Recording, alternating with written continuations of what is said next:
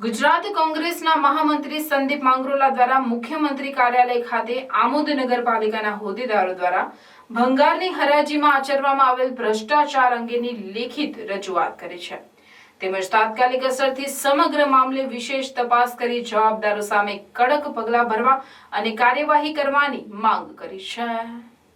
સંદીપ માંગરોલા દ્વારા જણાવવામાં આવ્યું હતું કે ભરૂચ જિલ્લાના આમોદ નગરપાલિકામાં ભારતીય જનતા પાર્ટીના ભ્રષ્ટાચારે માજા મૂકી છે। નગરપાલિકાના પદાધિકારીઓ દ્વારા વેપારીઓ પાસેથી નગરપાલિકાના રોકડા રૂપિયા લઈને મોટા પાયે ભ્રષ્ટાચાર હાથ ધરવામાં આવી રહ્યો છે। વેપારીઓ દ્વારા આ અંગે ફરિયાદ કરાતા તે બાબતે કોઈ પણ પગલાં ભરવામાં આવેલ નથી। જાગૃત નગરસેવકો દ્વારા પણ આ અંગે અનેક રજૂઆતો પછી કોઈ પગલાં ન ભરાતા અંતિમ પગલાં તરીકે નગરસેવક મહેન્દ્ર દેસાઈ દ્વારા આત્મવિલોપનની ધમકી આપવામાં આવી હતી। આમ છતાં પણ તંત્ર કે પોલીસના પેટનું પાણી હલતું નથી। પ્રદેશ કોંગ્રેસ મહામંત્રી સંદીપ માંગરોલાએ જણાવ્યું છે કે આ પરિસ્થિતિ રાજ્યના મુખ્યમંત્રી કાર્યાલયની સંપૂર્ણ ભ્રષ્ટ વ્યવસ્થાની ખાતરી કરે છે।